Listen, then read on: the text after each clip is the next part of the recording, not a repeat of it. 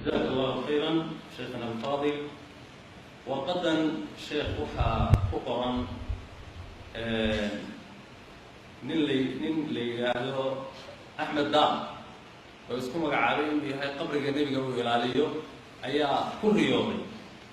aad baa dadka loogu dhex qaybinaya bariyahan dambe waana warqad in badan kulli aanu inta cimrigayga aan jiray waa maqlay inta caqli yeeshay. marka warqadan waxa ay leeyahay qofkii 20 jeer qora 30 jeer qora waxaas uu helayaa jannadu gelayaa, qofkii qori waayo meel iskaga tuuraana waa naartu gelayaa ama maaragtaa wax xun baa la kulmaya. marka warqadan iyo arrimeeda kolley mara wada maqashay oo sheekh nooga waran xukunkeeda. بسم الله الرحمن الرحيم. dadku markay aqoontu ku yarta waxay u jilicsan yihiin khuraafo kasta, wax kasta oo khuraafa ah waa u jilicsan yihiin. waraaqadani sida sheekhu sheegay waqtigeedu waa horeeyay. aniga waxaan xusuusnahay taqriiban muddo 30 sano ka hor ah ayaan warkeeda maqlay oon akhriyay.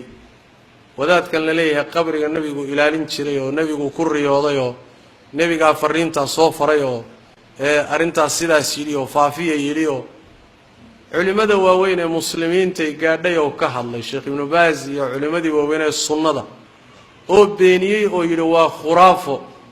ninka la sheegay riyada la sheegay kulli waxba kama jiro, wax dhacayna ma mana dhicin, waa been abuurad.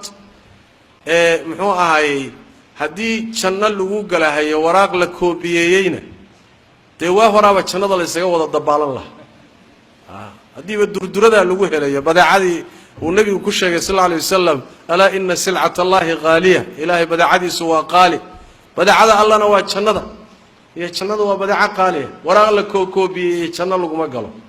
sidaas daraaddeed waraaqadaasi waa khuraafo aan waxba ka jir. adiga haddaad janno ku raadinayso cadaab inaad ku gashaa laga yaabo. sababtu waxa weeye khuraafaad diinta khilaafsan iyo bidca aan sal lahayn haddaad ummadda ku faafiso, hadda waxa weeye ninkii hanuun dadka ugu yeedhaayay ajirkeeduu leeyahay. ninkii ugu yeedha wax shareecada khilaafsanna ismigeedii iyo dembigeeduu leeyahay. markaad 10 ruux gaadhsiiso oo 10kaasi 10 u sii diraan waxaasoo dhan adaa mas-uulka ah. sidaas daraaddeed way khariban tahay, diintana ma waafaqsana, asal ahaanna maba sugna. idinkana inaad ku baraarugtaan, dadkana ku baraarujisaan, gaadhsiiya wax jira maaha, halala dagaalamo. waxaasi khuraafo wey dadka lagu lugoynayo, wax sallana ma aha. wabillahi tawfiiq.